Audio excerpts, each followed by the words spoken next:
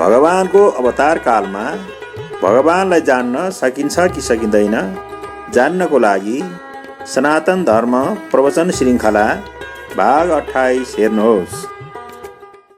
राधे राधे। सनातन धर्म प्रवचन श्रृङ्खलाको क्रममा अहिलेसम्म हामीले यही बुझ्यौँ कि हामी सबै तीनवटा प्रमुख लक्षण भएको आनन्द चाहन्छौँ। अनन्त मात्राको पहिलो लक्षण, प्रतिक्षण बढ्दै जाओस् यो दोस्रो लक्षण, अनि सधैँ रहिरहोस् यो तेस्रो लक्षण।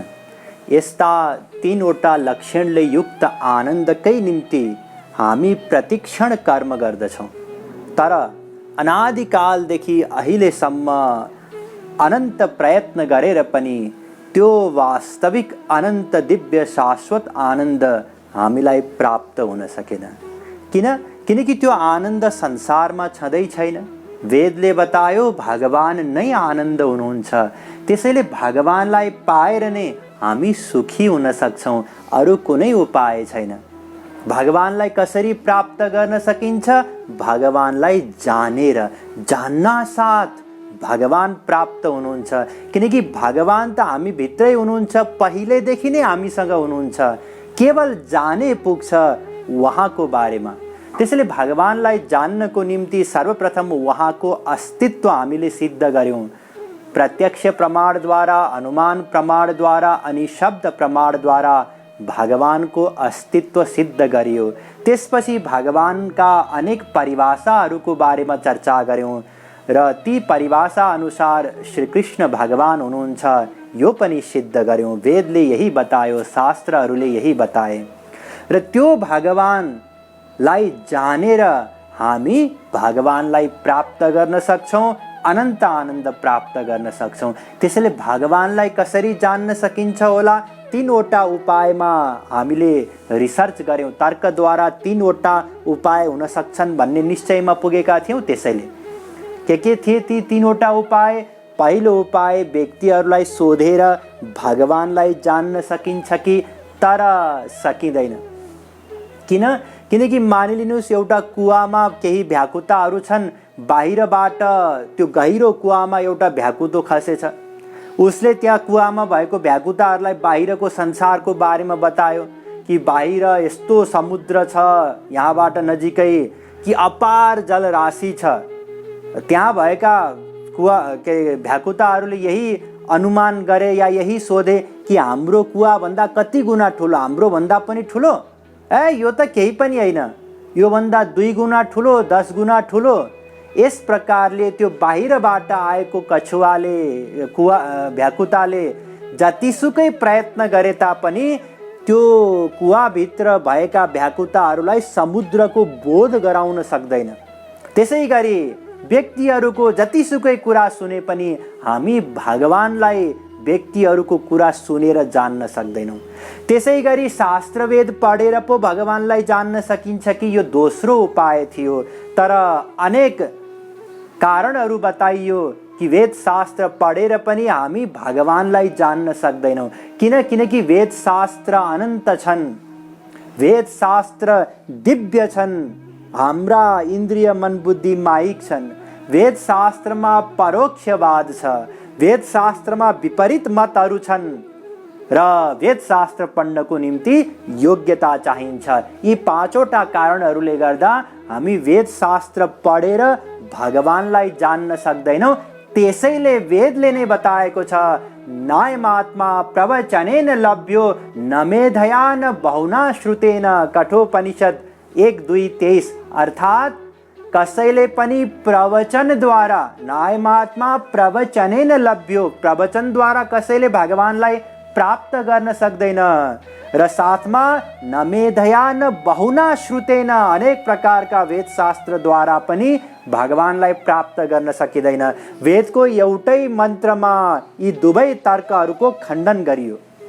अर्थात् व्यक्तिलाई सोधेर पनि हामी भगवानलाई जान्न सक्दैनौँ र वेद शास्त्र पढेर पनि भगवानलाई जान्न सक्दैनौँ। अब तेस्रो उपायको बारेमा आज चर्चा गरिनेछ। तेस्रो उपाय के थियो? भगवानको अवतार कालमा हामी पनि संयोगवश भएको भए भगवानको दर्शन गरेको भए सायद भगवानलाई जान्न सक्थ्यौँ होला। तर वास्तवमा भगवानको अवतार कालमा पनि हामी भगवानलाई जान्न सक्दैनौँ। किन? अब कारण बुझ्नुहोस्। हेर्नुहोस्, यसलाई सिद्ध गर्नको निम्ति म एउटा झाँकी यहाँहरू समक्ष प्रस्तुत गर्दैछु। कुन झाँकी? रामावतारको। भगवान रामले जब अवतार लिनुभएको थियो त्यसमा उहाँका अनेक लीलाहरू छन्। त्यसमध्ये एउटा लीला, एउटा झाँकी द्वारा हामी यो सिद्ध गर्नेछौँ कि अवतार कालमा पनि हामी भगवानलाई जान्न सक्दैनौँ। अब सर्वप्रथम राम को हुनुहुन्छ त? वेद भन्दछ यो हवै रामचन्द्र स भगवान राम उत्तर तापिन्युपनिषद 4:1। अर्थात् वेद भन्दछ राम भगवान हुनुहुन्छ। रमन्ते योगिनो नन्ते नित्यानन्द चिदात्मनि इति राम पदेनासौ परम ब्रह्म विधीयते। राम पूर्वतापिन्युपनिषद 1:6। अर्थात् राम भगवान हुनुहुन्छ, परम ब्रह्म हुनुहुन्छ। वेद व्यासजीले पनि यही बताउनु भएको छ। रा शब्दो विश्व वचनो मश्चापीश्वरवाचक विश्वानामीश्वरो यो हि तेन राम प्रकीर्तितः। ब्रह्म वैवर्त पुराण 4:112, 18, 4:112, 19। अर्थात् रा भन्नाले संसार र म भन्नाले मालिक, सम्पूर्ण संसारको मालिक भगवान हुनुहुन्छ राम। त्यसै गरी अध्यात्म रामायणमा पनि बताउनु भएको छ। ततो नारायण साक्षात्। अध्यात्म रामायण 7:45। रामो नारायण पर। अध्यात्म रामायण 7:58। अर्थात् राम भगवान हुनुहुन्छ। वेद शास्त्रले, सन्तहरूले बारम्बार बताउनु भएको छ। ठिक। अब भगवान रामको झाँकी हेर्नुहोस्। भगवान राम का त्यसो त अनेक लीलाहरू छन् जहाँ चाहिँ हामी बुद्धि लगाउन सक्छौँ, प्रश्न गर्न सक्छौँ यो किन यसरी भयो। यदि राम भगवान हुनुहुन्छ, परम ब्रह्म हुनुहुन्छ भने यो किन भयो, यो किन भयो, यो किन भयो, यस्ता असङ्ख्य प्रश्नहरू हामी गर्न सक्छौँ। तर म केवल एउटा झाँकी यहाँहरूको अगाडि प्रस्तुत गर्दैछु। हेर्नुहोस्, वनवासको समयमा रावणले सीता माताको हरण गर्यो। हामीले सुनेकै हो, रामायणमा लेखिएकै छ। अब यही बुद्धि लगाउनुहोस्। राम भगवान हुनुहुन्छ, सीता मैया रामको पनि लादिनी शक्ति हुनुहुन्छ। सीता मैयाकै शक्तिको कारणले राम शक्तिमान हुनुहुन्छ। अर्थात् सीता मैया शक्ति हुनुहुन्छ रामको। सीता मैया र राममा केही पनि भेद छैन। यदि यसो हो भने सीता मैयाको हरण एउटा तुच्छ जीव राक्षसले कसरी गर्न सक्यो? जुन रावणले लक्ष्मणजी महाराजले बनाएको एउटा रेखालाई त पार गर्न सकेन, उसले देवी सीतालाई हरण कसरी गर्न सक्यो? अब बुद्धि लगाउनुस्। यो व्यक्ति छ नि, यसको श्रीमती कसैले किडन्याप गरेर लग्यो, त्यो चाहिँ भगवान हो। यदि अहिले पनि कसैले हामीलाई बतायो भने हामी के भन्छौँ? त्यो भगवान। यदि त्यो भगवान भएको भए आफ्नो श्रीमतीलाई पनि बचाउन सकेन, किडन्याप गर्यो कसैले। ल मानिलिनुस् सीता मैयालाई हरण गर्यो रे। अब राम के गर्दै हुनुहुन्छ? खोजी गर्दै हुनुहुन्छ। त्यो खोजी कार्य त हामी जस्तो अल्पज्ञ अज्ञानी जीवले गर्न सक्छ। भगवानको निम्ति त वेद भन्दछ यः सर्वज्ञः सर्वविद्यस्य ज्ञानमयं तप। मुण्डकोपनिषद 1:1-9। हामीले भगवानको परिभाषाको क्रममा चर्चा गरिसकेका छौँ नि। भगवान सर्वज्ञ हुनुहुन्छ। सर्वज्ञ भन्नाले अनन्त कोटि ब्रह्माण्डमा प्रत्येक ब्रह्माण्डको, प्रत्येक लोकको, प्रत्येक देशको, प्रत्येक प्रान्तको, प्रत्येक गाउँमा रहेका अनन्त जीवहरूको प्रत्येक क्षणको प्रत्येक सङ्कल्प नोट गर्ने, याद गर्ने भगवान हुनुहुन्छ। यति सर्वज्ञता छ भगवानमा। उहाँ भगवानले कसरी खोजी गर्दै हुनुहुन्छ?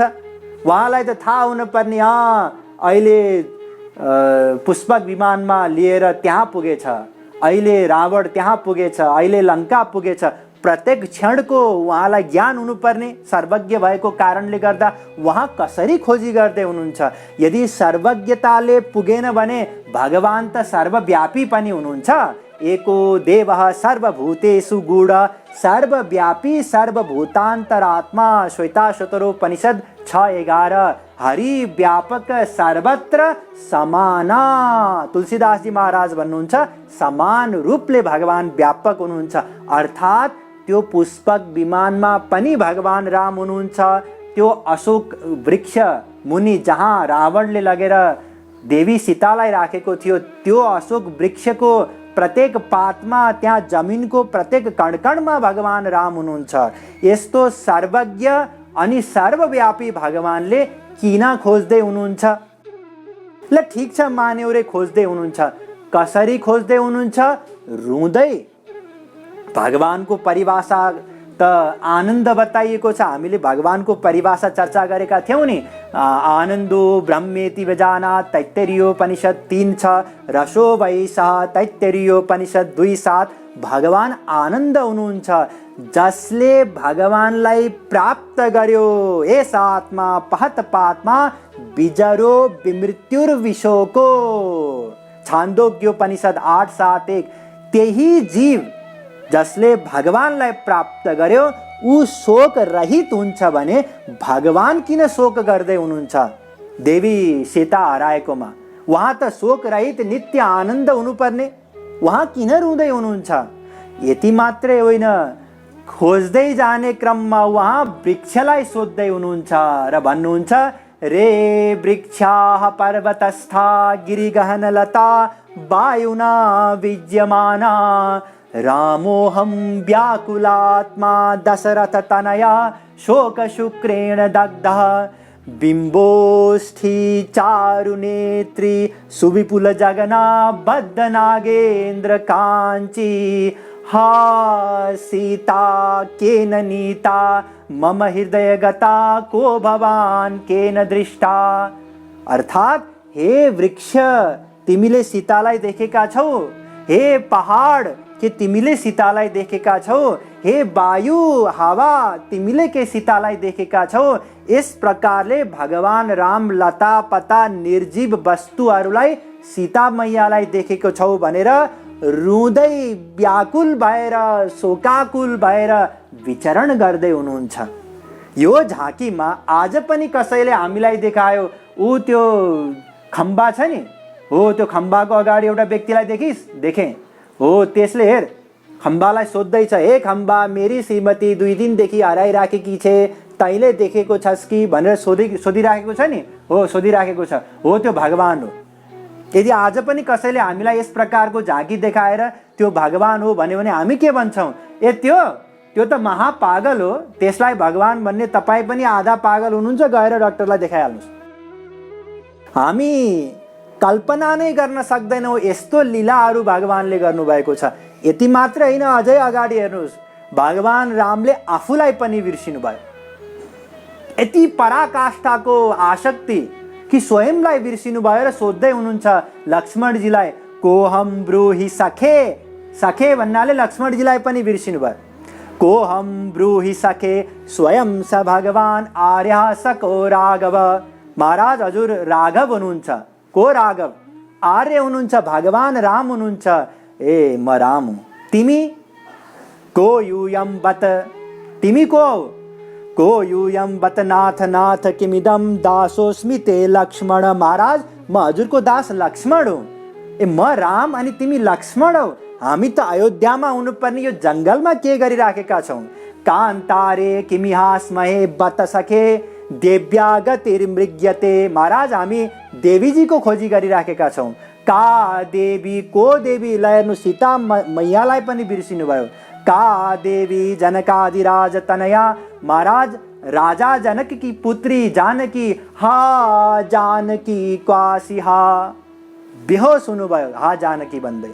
यस प्रकारले उहाँ सीता मैयाको खोजी गर्दै हुनुहुन्छ, रोएर खोज्दै हुनुहुन्छ, वृक्षहरूलाई सोध्दै हुनुहुन्छ र आफूले आफूलाई पनि बिर्सिनु भयो र सीता मैयालाई पनि बिर्सिनु भयो, खोजी कार्य पनि बिर्सिनु भयो।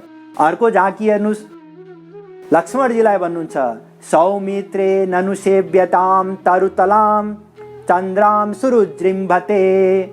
चन्दांसो निशिका कथा रघुपते चन्द्रोऽयमुन्मीलति वत्सैतद्भवता कथं नु विदितं धत्ते कुरंगम यत क्वासी प्रेयसिहा कुरंगनयने चन्द्रानने जानकी।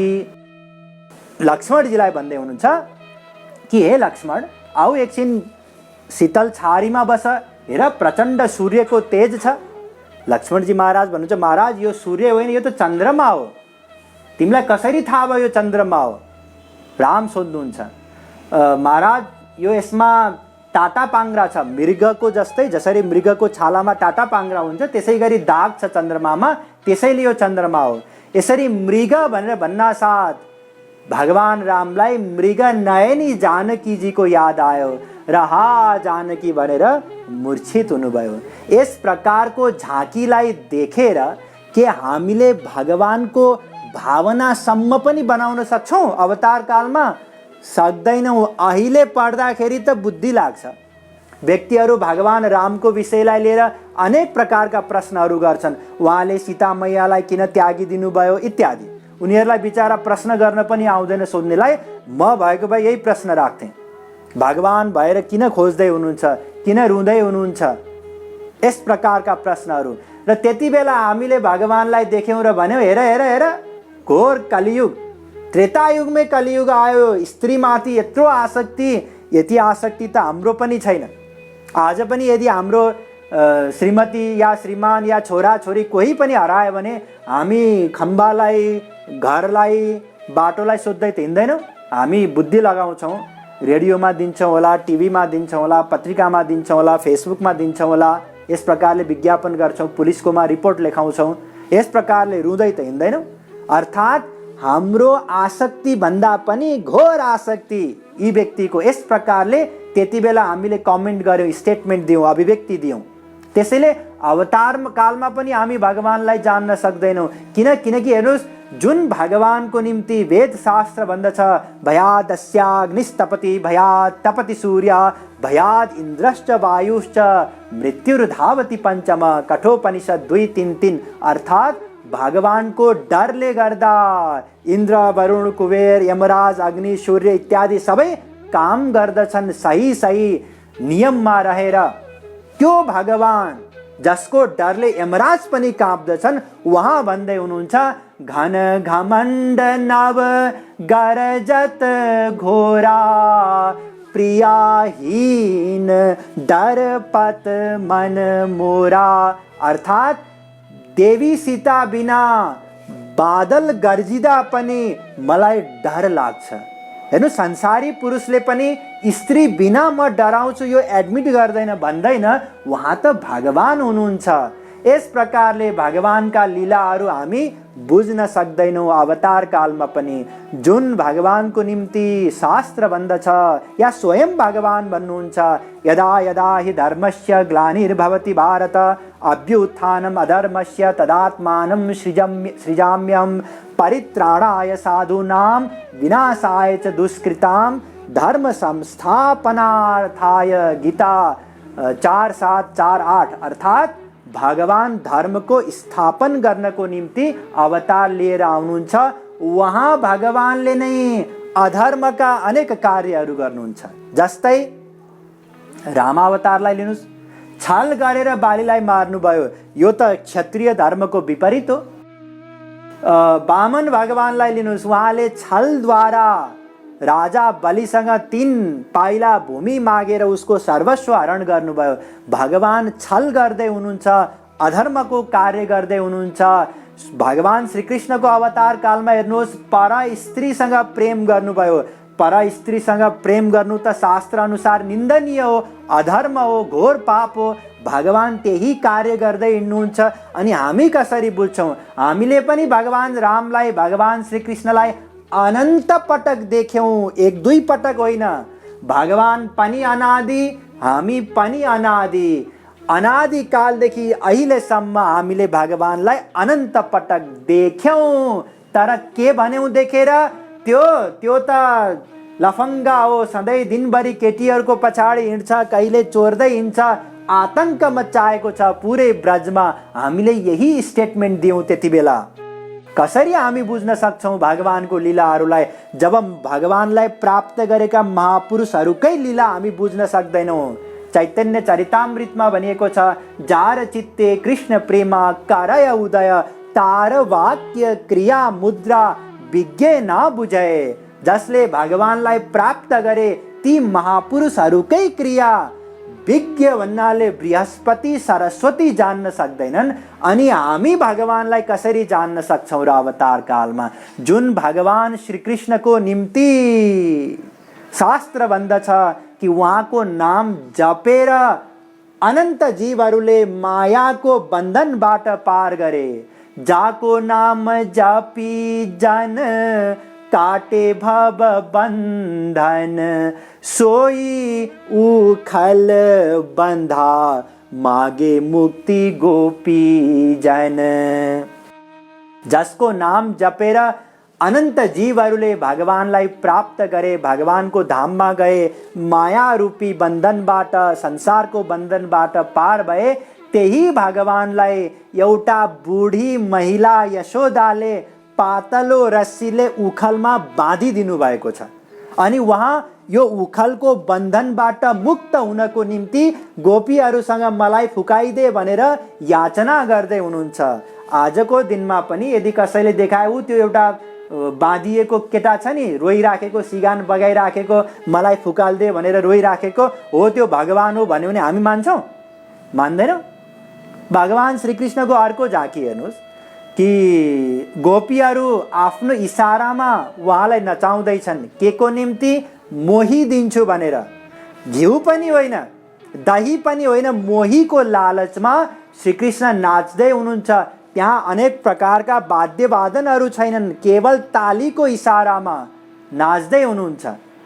अब यसलाई देखेर जसको मायाको कारणले गर्दा ब्रह्मा विष्णु शङ्कर पनि नाच्दछन्, त्यही भगवान गोपीहरूको इसारामा छाछको निम्ति सोई गोपी छाछ लगी नाचे नन्द नन्दन, गोपीहरूको मोहीको निम्ति नाचिरहनु भएको छ।